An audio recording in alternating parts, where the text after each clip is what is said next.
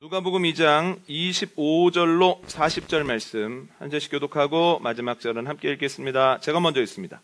예루살렘에 시몬이라 하는 사람이 있으니 이 사람은 의롭고 경건하여 이스라엘의 위로를 기다리는 자라. 성령이 그 위에 계시더라. 그가 주의 그리스도를 보기 전에는 죽지 아니하리라 하는 성령의 지시를 받았더니 성령의 감동으로 성전에 들어가매 마침 부모가 율법의 관례대로 행하고자 하여 그 아기 예수를 데리고 오는지라. 시므온이 아기를 안고 하나님을 찬송하여 이르되 주제여 이제는 말씀하신 대로 종을 평안히 놓아 주시는도다. 내 눈이 주의 구원을 보았사오니 이는 만민 앞에 예비하신 것이요 이방을 비추는 빛이요 주의 백성 이스라엘의 영광이니이다 하니 그의 부모가 그에 대한 말들을 놀랍게 여기더라. 시므온이 그들에게 축복하고 그의 어머니 마리아에게 말하이르되 보라 이는 이스라엘 중 많은 사람을 패하거나 흥하게 하며 비방을 받는 표적이 되기 위하여 셈을 받았고 또 칼이 내 마음을 찌르듯 하리니 이는 여러 사람의 마음의 생각을 드러내려 함이니라 하더라. 또 아셀 지파 바누엘의 딸 안나라 하는 선지자가 있어 나이가 매우 많았더라. 그가 결혼한 후 7해 동안 남편과 함께 살다가 과부가 되고 84세가 되었더라. 이 사람이 성전을 떠나지 아니하고 주야로 금식하며 기도함으로 섬기더니 마침 이때에 나와서 하나님께 감사하고 예루살렘의 속량을 바라는 모든 사람에게 그에 대하여 말하니라. 주의 율법을 따라 모든 일을 마치고 갈릴리로 돌아가 본 동네 나사렛에 이르니라. 아이가 자라며 강건하여지고 지혜가 충만하며 하나님의 은혜가 그의 위에 있더라. 아멘. 오늘은 교회력이 시작되는 대림절 첫 번째 주일입니다. 대림절은 기다림의 절기입니다. 예수 그리스도가 이 땅에 오시는 것을 기다리는 절기인데요. 그 기다림이 헛되지 않았습니다. 인간의 몸으로 아기의 몸으로 이 땅에 오시죠. 성탄절입니다. 그런데 성탄절 이후에 저희가 주연절기를 지나게 되는데 주연절은 예수님을 통해서 하나님의 영광이 온 세상에 드러나는 것을 기념하는 절기입니다. 주연절을 지나면 사순절입니다. 이 땅에 오신 예수님께서 고난을 받으시는 거예요. 고난을 받으러 예루살렘으로 들어가시는 주일을 종려주일이라고 하고 십자가에 못 박히신 날을 성금요일이라고 합니다. 그런데 성금요일 3일 지났을 때 사흘 만에 예수님께서 부활하십니다. 그때가 무슨 절기일까요? 맞습니다. 부활절입니다. 부활하신 예수님께서 제자들과 40일 동안 함께 하시고 또한 때가 되어 아버지께로 승천하며 돌아가시는데 제자들이 예수님 승천하신 이후에 예수님이 하셨던 말씀을 기억하면서 성령님의 오심을 기다리며 기도합니다. 열흘 정도 지났을까요? 성령님이 제자들에게 호련히 내리면서 그들이 성령 충만함으로 여러 가지 역사를 경험하게 되는데 이때를 성령 강림절이다라고 합니다. 저희가 성령을 받아서 한 주 한 주 매달 살아가죠. 이것이 성령 강림 후 몇 번째 주 하는 겁니다. 성령 받은 사람들이 성령님과 동행하며 이 땅에서의 삶을 살아가는 겁니다. 그 결론이 뭘까요? 성령과 함께했던 사람들이 결국은 승리하여서 하나님께서 예비해 놓으신 왕국에 입성하여 왕노릇하는 겁니다. 지난 주일날 나누었던 왕국주일입니다. 이것이 교회력 1년입니다. 왕국주일이 지나고 나면 오늘처럼 또다시 대림절 첫 번째 주로 교회력이 시작이 된다는 거예요. 여러분, 기다림이 교회력의 시작입니다. 그렇다면 기다림은 신앙인들에게 무척 중요한 의미를 갖습니다. 그래서 오늘은 기다림과 관련하여서 세 가지를 한번 생각해 보려고 하는데 첫 번째는 이것입니다. 나에게는 기다림이 있는가? 저희 어머님이 종종 이런 말씀하십니다. 예전에 외할머니께서 맛있을 때 먹어라, 맛있을 때 많이 먹어라 그렇게 말씀하실 때 왜 저런 말씀을 하실까 했는데 내가 나이를 먹고 보니 맛있는 것도 없고 먹고 싶은 것도 없다 하시면서 너 맛있을 때 많이 먹어라 이렇게 말씀을 하시거든요. 왜 그럴까요? 시간이 가면서 나이가 드시면서 입에 미각이 바뀌게 되어지고 식욕이 떨어지는 거예요. 그뿐입니까? 어른들과 대화를 하다 보면 목사님, 예전에는 자연스럽게 하던 것들을 잘 못하겠습니다. 예전에는 자연스럽게 보던 것들 어떤 도구를 빌려야 볼 수 있고, 예전에는 마음대로 갈 수 있었던 곳도 무릎이 아파서 잘 못 가겠고, 옛날에는 손님이 오면 반가웠었는데 이제는 손님이 온다고 하면 너무너무 무섭기까지 합니다. 이런 말씀하시거든요. 그뿐입니까? 예전에는 눕기만 하면 잠에 들었었는데 이제는 잠들기가 너무 어렵다는 거예요. 잠을 겨우겨우 들었는데 잘못해서 초저녁에 깨시면 한숨도 못 주무시고 꼬박 밤을 샌다고도 하십니다. 어른들과 이야기를 나누다 보면 시간이 가면서 약해지고 무뎌지고 또한 불편해지고 이상해지는 것들이 너무나 많죠. 얼마나 당황스러운 일이실까 하는 생각을 해봅니다. 그런데 여러분, 우리가 나이 들어가면서 그럴 수는 있지만, 그러나 오늘 본문을 보면 그렇다고 해서 우리 안에 있는 열정마저도 자연스럽게 쓰러지고 식어지는 건 아니라는 거예요. 오늘 본문에 나오는 시므온을 한번 보십시오. 그는 나이가 꽤 많은 사람이었습니다. 누가 봐도 어른이고 노인이었습니다. 그럼에도 불구하고 그는 과거를 보며 살지 않습니다. 하나님을 바라보며 살았다는 거예요. 다른 것을 구하지 않습니다. 성령님의 음성을 구했다는 거예요. 그래서 이 시몬이라고 하는 사람은 성령님이 이야기하는 것을 잘 듣고 성령님이 감동을 주시자 무거운 몸을 일으켜서 성전에 올라갔다라고 하는 거죠. 이 나이쯤 되면 궁금한 거 없어, 해보고 싶은 거 없어 하기 마련이지만 시몬은 그렇지 않았다는 거예요. 열정적이었다는 겁니다. 이어 나오는 안나는 어떻습니까? 그녀의 나이 84살입니다. 평균 수명을 생각할 때에 그때의 84살은 지금의 84살과는 큰 차이를 보이는 의미를 가지고 있다라고 하는 거예요. 그리고 오늘 본문 내용을 보면 어린 시절에 혼자 되어서 꽤 오랫동안 생활하면서 모진 삶을 살았을 것이 분명합니다. 그러면 그 삶을 사는 동안 삶이 찌들어버리고 하나님을 바라볼 시간도 없고 하나님께 온전히 예배할 시간도 없었을 것 같은데 그렇지 않았다는 거예요. 안나를 보면 어떻습니까? 그럼에도 불구하고 성전을 찾았고 그럼에도 불구하고 금식하며 주님께 기도하는 사람이었다라고 하는 거죠. 여러분, 시몬과 안나에 대해서 생각을 해보십시오. 나이나 상황을 보면 얼마든지 과거를 추억하면서 옛날이 좋았어, 내 때는 말이야 하면서 큰소리치기 쉬운 나이임에도 불구하고 그러지 않았다는 거예요. 그 이유가 무엇일까요? 그들에게는 기다림이 있었다는 거예요. 여러분, 기다림의 또 다른 이름은 소망입니다. 기다림이 있는 사람에게는 소망이 있다는 거예요. 나이와 환경에 상관없습니다. 조건에 상관없습니다. 기다리는 사람은 이 마음에 소망이 있어 늘 기대가 있고 늘 활력이 있고 늘 이 마음속에 힘이 솟는다는 거예요. 그런데 겉으로 아무리 젊어 보여도, 사람들이 보기에 멀쩡해 보여도 기다리는 것이 없다면 그에게는 소망이 없는 겁니다. 소망이 없으면 그의 삶은 시들시들합니다. 시들시들한 삶을 극복해보기 위해서 말초적인 자극이나 만족을 추구하기가 쉽다는 거예요. 여러분, 우리의 삶에 기다림과 소망이 넘치게 되기를 원합니다. 그래서 우리의 삶에 기대가 있고 우리의 삶에 활력이 있고 우리의 삶에 기쁨이 넘치게 되어지기를 원합니다. 특별히 어른들을 축복하며 기도하는 것은 어른들에게 기다림과 소망이 충만하게 되어지기를 원합니다.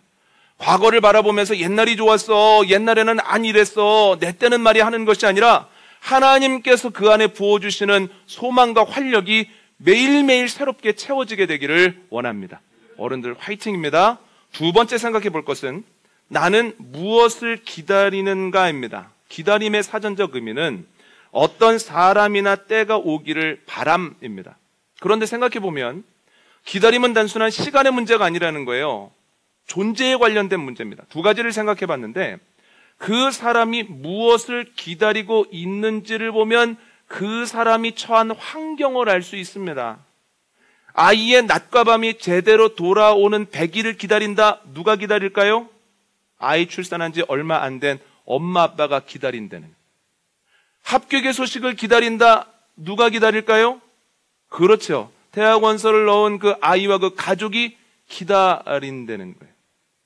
제대를 기다린다. 누가 기다릴까요? 입대한 아이와 그 아이를 군대에 보낸 가족들이 제대를 기다린다는 거예요. 기념일을 기다린다. 발렌타인데이를 기다린다. 사랑하는 이의 생일을 기다린다. 그 사람의 상황이 어떨까요? 연애하는 사람이라는 거예요. 그것도 연애한 지 얼마 안 된 사람은 기념일을 기다리게 되어 있다는 거예요. 몸이 회복되어서 빨리 일상으로 돌아가야지. 그는 지금 어떤 상황에 있습니까? 몸과 마음이 연약하여 회복하는 중에 있다라고 하는 거예요. 아, 내가 조금만 더 견디고 기다리면 좀 쉼을 가질 수 있어. 그는 지금 어떤 상황입니까? 주어진 상황에 최선을 다하느라 지금 지쳐있는 상황입니다. 그래서 그가 무엇을 기다리고 있는가를 보면 그가 지금 어떤 상황인지를 알 수 있다는 거예요. 여러분, 시므온이 무엇을 기다리고 있나요? 한번 읽어볼까요? 오늘 보면 25절입니다. 시작. 예루살렘에 시므온이라는 사람이 있으니 이 사람은 의롭고 경건하여 이스라엘의 위로를 기다리는 자라. 성령이 그 위에 계시더라. 아멘. 그가 이스라엘의 위로를 기다리죠. 그러면 지금 이스라엘 상황은 위로가 필요한 상황이라는 거예요. 뭔가 어려운 상황이라는 거예요. 이스라엘 자체가. 안나는 뭐 기다릴까요? 38절 한번 읽어볼까요? 시작. 마침 이때에 나와서 하나님께 감사하고 예루살렘의 속량을 바라는 모든 사람에게 그에 대하여 말하니라. 아멘. 이스라엘의 속량, 구원의 날을 기다린다는 거예요. 이건 무엇을 의미합니까? 이스라엘에게 구원이 필요하다는 거예요. 왜 구원이 필요합니까? 어딘가에 눌려있고 어딘가에 쫓겨다니고 무엇 때문에 힘들기 때문에 이스라엘이 지금 구원이 필요한 상태다라고 하는 거죠.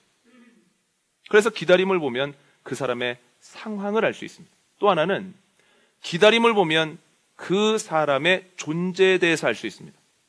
무엇을 기다리느냐가 그 사람의 가치관을 투영하기 때문이에요. 세속적인 성공을 바란다? 세속적인 사람입니다.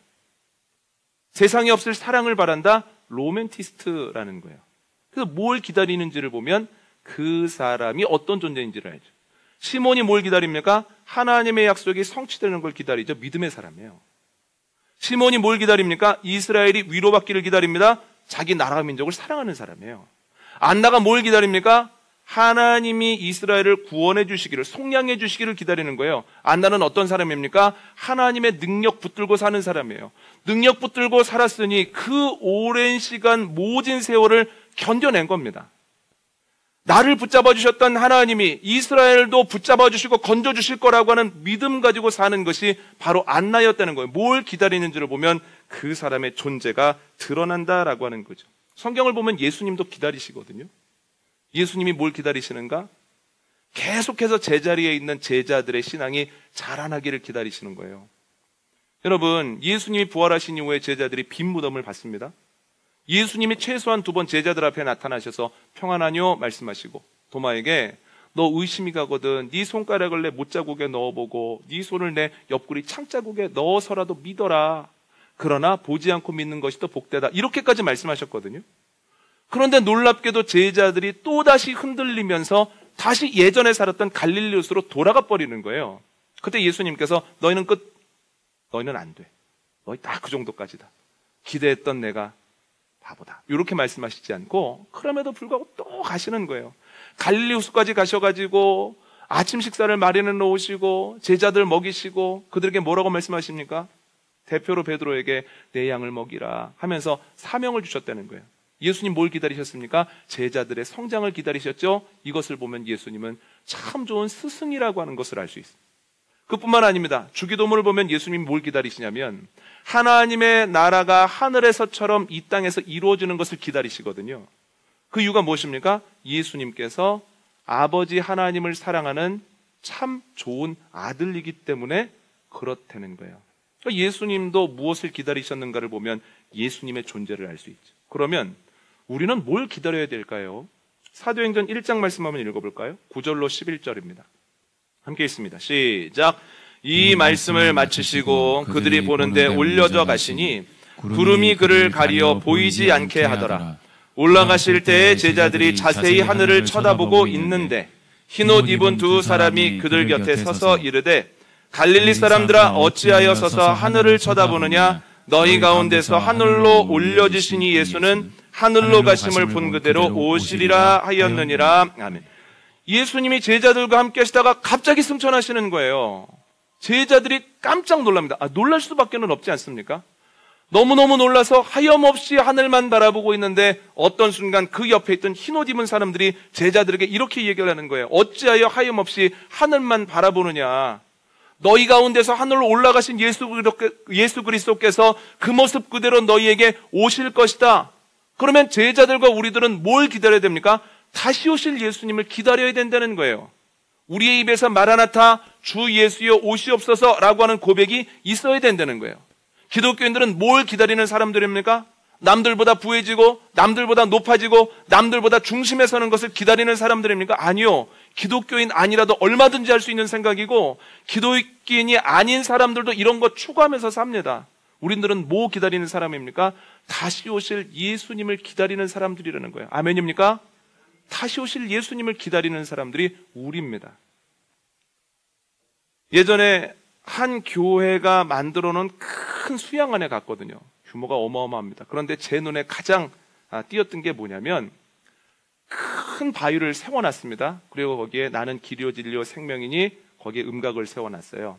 그 밑에 어떤 도구가 있는데 그게 뭐냐고 물어봤더니 그 교회에 출석하던 교인들이 하나님의 부름을 받고 나면 이제 화장 이후에 일부분의 유골은 납골당에 모시고 유골 일부분을 가지고 와서 그 밑에다가 교인들이 다 조금씩 뿌린다는 거예요. 참 희한하네. 그렇게 해서 물어봤어요. 이걸 왜 이렇게 하냐? 그랬더니 거기에 관계되어 있으신 분이 이렇게 얘기를 하는 거예요. 목사님, 이렇게 함으로써 사람들의 현재 행동이 꽤 많이 영향을 받고 바뀝니다. 교인들이 서로 서운해하고 싸우다가도 이렇게 얘기를 합니다. 우리가 같이 천국에서도 살 거지만 그것뿐만 아니라 우리가 이 땅에 머물렀던 흔적도 같이 있을 거잖아. 여기에서도 같이 있고 천국에서도 같이 있을 건데 우리 싸우면 되겠어? 우리 풀어야 되지 않을까 하면서 자꾸 화해하려고 한다는 거예요. 여러분, 미래의 일을 생각하면 현재의 모습은 바뀔 수밖에 없다는 거예요. 여러분, 지지난 주간 새벽기도 때 말씀드린 것이 있습니다. 리고렌 목사님이 하나님의 사람들이 하나님 앞에 섰을 때 물어보실 질문이 딱 2개라는 거예요. 첫 번째는 너는 내 아들 예수 그리스도와 어떤 관계를 맺었었느냐. 두 번째, 내가 너에게 허락한 것을 너는 어떻게 사용하다 왔느냐. 이 2가지를 물어보실 거라는 거예요. 이 2가지 질문에 대하여 자신있게 대답할 수 있는 사람은 하나님 앞에서 떳떳하지만 이 질문에 대해서 대답을 가지고 있지 않은 사람들, 부끄러운 대답을 해야만 하는 사람들은 하나님 앞에서 송구할 수밖에 없다는 거예요. 이 질문에 대한 답을 준비하며 살아가야 된다. 이렇게 얘기를 하시더라고요. 여러분, 이 질문을 준비하며 살아간다라고 하는 삶은 예수님을 나의 주인으로 모시기 위해서 부단히 노력하는 삶입니다. 또한 하나님께서 나에게 주신 것을 주를 위해 사용하기 위해서 힘쓰는 삶이라는 거예요. 이처럼 내가 미래에 누구를 만날 거냐, 무엇을 기다리느냐에 따라서 우리의 삶은 달라질 수밖에 없다는 거예요. 여러분, 주님의 날을 기다리는, 주님의 날에 주님 앞에서 할 수 있는 대답을 준비하는 저와 여러분 되어주시기를 원합니다. 그랬을 때 그날이 심판의 날이나 두려운 날이 아니라 주님께 위로받는 날, 또한 주님께서 우리를 위해 준비한 면류관을 쓰게 되는 복된 날이 되어지기를 원합니다. 세 번째 생각할 것은 나는 어떻게 기다리느냐예요. 무엇을 기다리느냐? 기다림의 대상은 그 사람의 존재를 말해줍니다. 그러니까 기다리는 게 곧 그 사람의 정체성이에요. 그런데 어떻게 기다리느냐? 기다리는 모습은 그 사람의 믿음에 대해서 이야기를 해준다는 거예요. 시몬이 어떻게 기다렸는지 한번 볼까요? 누가복음 2장 26절 27절 함께 있습니다. 시작. 그가 주의 그리스도를 보기 전에는 죽지 아니하리라는 성령의 지시를 받았더니 성령의 감동으로 성전에 들어가매 마침 부모가 율법의 관례대로 행하고자 하여 그 아기 예수를 데리고 오는지라. 아멘. 여러분, 하나님께서 그리스도 예수에 대한 말씀을 하셨습니다. 그런데 바로 이루어지면 좋은데 이사야를 비롯한 수많은 선지자들이 예고가 난 이후에도 그리스도 예수가 이 땅에 안 오시더라는 거예요. 그러한 상황 속에서 이스라엘이 구원과 위로와 속량이 필요한 상태가 되어버렸습니다. 나라가 어지러워졌다는 거예요. 이러한 상황 속에서 하나님 약속 안 지켜져 하고 떠나버린 사람들도 있고, 하나님을 믿노라 하면서 자기의 이익을 추구했던 사람들도 있습니다. 후자가 바로 대제사장과 사두개인이 여기에 해당한다라고 하는 거예요. 그런데 시몬은 그렇지 않았다는 거예요. 하나님의 약속을 믿고 성령님이 말씀하셨을 때 그 말씀을 붙들고 있다가 성령님이 감동을 주시자 성전으로 올라가더라는 거예요. 그는 어떻게 기다렸습니까? 흔들리지 않았다는 거예요. 오롯이 그 길을 걸어갔다라고 하는 거죠. 그 이유가 무엇입니까? 믿음이 있을 때 기다림에 흔들림이 없습니다. 따라해 보십시오. 믿음이 있을 때 기다림에 흔들림이 없다. 믿음이 있을 때 안 흔들립니다. 그 반대 경우가 광야를 걸어가는 이스라엘 백성이에요. 이스라엘 백성이 광야를 걸어가는데 어려운 일 만날 때마다 불평하잖아요. 흔들흔들 하잖아요. 휘둘리잖아요. 한번 읽어볼까요? 출애굽기 16장 2절과 3절입니다. 시작. 이스라엘 자손 온 회중이 그 광야에서 모세와 아론을 원망하여 이스라엘 자손이 그들에게 이르되 우리가 애굽 땅에서 고기가마 곁에 앉아있던 때와 떡을 배불리 먹던 때에 여호와의 손에 죽었더라면 좋았을 것을 너희가 이 광야로 우리를 인도해내어 이 온 회중이 줄여 죽게 하는도다. 아멘. 이스라엘 사람들이 출애굽을 해서 가나안으로 향해 가고 있습니다. 그런데 나온 지 한 달 반 정도 됐을 때 가지고 나온 먹거리가 다 떨어진 거예요. 그러자 모세에게 가서 막 항의하고 원망하더라는 거예요. 그들의 마음이 요동하더라는 거예요. 다른 사람이 한마디 했을 때 그것 때문에 힘들어하더라는 거예요. 그 이유가 무엇입니까? 하나님에 대한 믿음이 없거나 적어서 그렇습니다. 하나님께서 우리를 위해 먹을 것 준비 안 해놓으셨겠는가? 마실 것을 왜 준비해놓지 않으셨겠는가? 라고 하는 믿음을 가지고 있으면 눈앞에 먹을 것이 없어도 먹을 것이 보이게 되는 순간까지 흔들리지 않고 기다릴 수 있다는 거예요. 그래서 믿음이 있어야만 기다릴 때 안 흔들립니다. 여러분 믿음의 사람들 되어지기를 원합니다. 그래서 하나님의 때까지 그 믿었던 것이 눈에 보일 때까지 흔들리지 아니하고 요동하지 아니하고 입술로 죄를 짓지 아니하는 저와 여러분 되어주시기를 원합니다. 우리가 믿어야 되는 것, 성경에 나와 있는 하나님이 지금도 살아계시고 성경에 나와 있는 하나님이 지금도 일하시고 동일한 방법으로 역사하신다는 거예요. 추수감사절이 되면 매년 저희가 헌물과 헌금으로 감사를 고백하죠. 그런 이후에 그 감사의 고백을 이웃들에게 흘려보냅니다. 그런데 이번에 어디에 흘려보내야 될까 기도하고 또 기획위원들과 목회자들과 회의를 하는 가운데에서 추수감사절을 앞두고 나서 자꾸 들리는 게 두 가지가 있는 거예요. 들리는 게 있고 생각나는 게 있습니다. 하나 들리는 게 무엇이냐면 크론병으로 치료를 받고 그 뒤에 여러 가지 고생을 하고 있는 승원이가 입원했다는 소식이 들리는 게 첫째입니다. 두 번째는 함께 사역하는 부목사님 중에 한 분이 한 1년 넘게 전에 저에게 해주신 말씀인데 태어나면서부터 선천성 근병증을 가지고 태어난 목회자 가정의 자녀에 대한 이야기가 자꾸 생각이 나는 거예요. 하나님 왜 자꾸 듣게 하시고 왜 자꾸 생각나게 하십니까? 혹여나 주님께서 원하시는 것이 여기에 흘려보내는 겁니까? 주님 만약에 그렇다면 순조롭게 하시고 만약에 그게 아니라면 주님께서 깨달아 알게 하셔서 다른 곳으로 흘려보낼 수 있도록 도와주십시오 하고 교인들과 기도하면서 회의를 했는데 교인들이 다 그렇게 했으면 좋겠다고 말씀을 해주셨어요. 그래서 두 군데 흘려보냈습니다.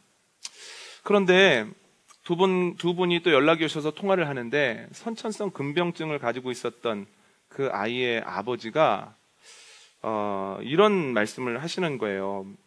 아이의 대근육이 약해서 걷지도 못하고, 물론 걷지도 못하고 앉지도 못하고 기지도 못하는 거예요. 그러니까 가장 기본적인 것도 엄마 아빠의 도움을 받을 수밖에 없는 거예요. 기도 제목을 여쭤봤더니 몇 가지를 얘기하는데 첫 번째 기도 제목이 뭐냐면 아이의 내장기관이 잘 발달해서 아이가 크면서 잘 호흡하고 잘 소화시켰으면 좋겠다. 이게 기도 제목이에요. 여러분 저희가 숨 쉬고 소화시키는 건 당연한 일이잖아요. 그게 조금만 어려워도 힘들어 하잖아요. 그런데 아이는 그것 자체가 제일 큰 문제인 거예요. 아이가 잘 호흡하고 아이가 잘 소화시켰으면 좋겠다. 두 번째는 그 아이가 나는 친구들과 다르다라고 하는 걸 좀 잘 이해하고 받아들였으면 좋겠다. 아이가 6살이 됐는데 그때부터 왜 나는 친구들과 다를까? 친구들이랑 왜 나는 다른 모습이고 난 이걸 못할까? 이런 것 때문에 속상해한다는 거예요. 근데 그 모습을 보고 있으려니 부모님들 마음이 너무 아픈 거예요. 그러니까 다름을 잘 받아들일 수 있도록 기도하시더라고요.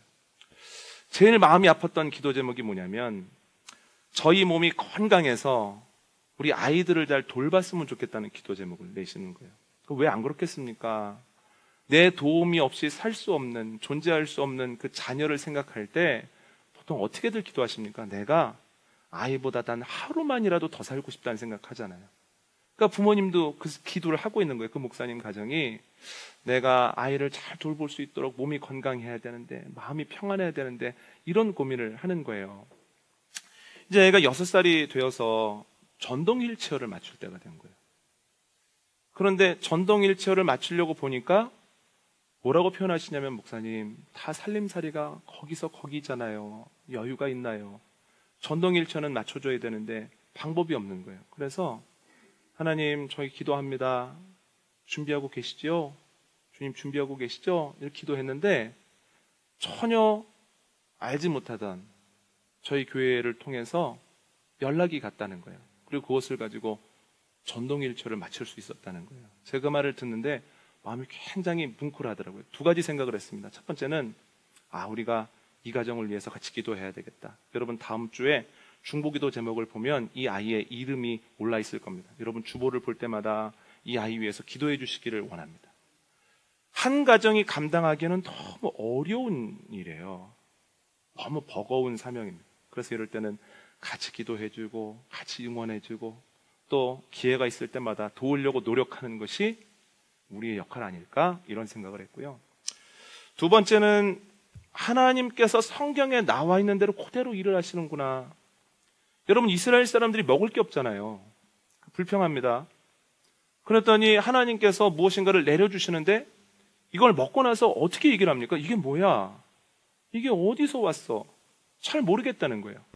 그런데 놀라운 것은 그 양식이 뭔지도 모르겠고 어디서 왔는지도 모르는데 그것을 먹고 나서 광야를 이길 수 있는 힘을 얻더라는 거예요. 그래서 결국 가나안을 넘어서, 광야를 넘어서 가나안으로 들어가더라는 거예요.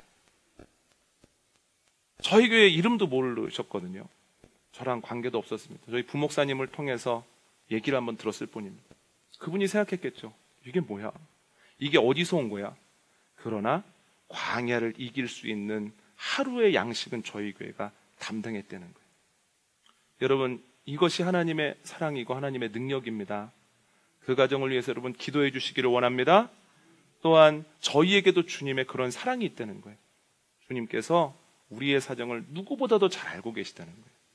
그에 대한 믿음이 있을 때 옆을 보면서 흔들리지 않고 갑자기 찾아온 낙심과 우울감에 휘둘리지 않는다는 거예요. 주님에 대한 믿음이 있을 때 흔들리지 않고 휘둘리지 않고 앞으로 오롯이 걸어가 하나님께서 우리에게 약속하신 땅에 도착할 수 있다는 거예요. 여러분, 믿음을 가지고 나아갈 때 흔들림 없이, 휘둘림 없이 끝까지 그 땅까지 완주하는 은혜가 저와 여러분에게 넘치게 되기를 원합니다. 오늘 말씀 정리합니다. 3가지 생각해 봤습니다. 첫 번째는 나에게 기다림이 있는가? 기다림은 소망입니다. 기다림이 있어야 재미도 있고 기대도 있고 활력도 있고 의미도 있습니다. 2번째, 나는 무엇을 기다리는가? 기다리는 것이 곧 그 사람입니다. 여러분, 우리 뭐 기다리는 사람입니까? 다시 오실 주님 기다리는 사람입니다. 그것을 기억할 때 주님과의 온전한 관계를 맺을 수가 있고, 또한 그것을 기억할 때 나에게 주신 것을 잘 사용할 수 있다는 거예요. 3번째는 기다림의 모습을 통해서 믿음을 점검할 수 있습니다. 우리에게 어떤 믿음이 필요합니까? 성경에 하나님이 지금도 계시고 성경에서 일하신 하나님이 지금도 동일하게 일하신다는 믿음, 내 필요를 아신다는 믿음이 있을 때 흔들리지 않고 휘둘리지 않고 그 길을 걸어갈 수 있다는 겁니다. 기다려야 하는 것을 믿음으로 온전하게 기다리는 복된 인생 되시기를 원합니다.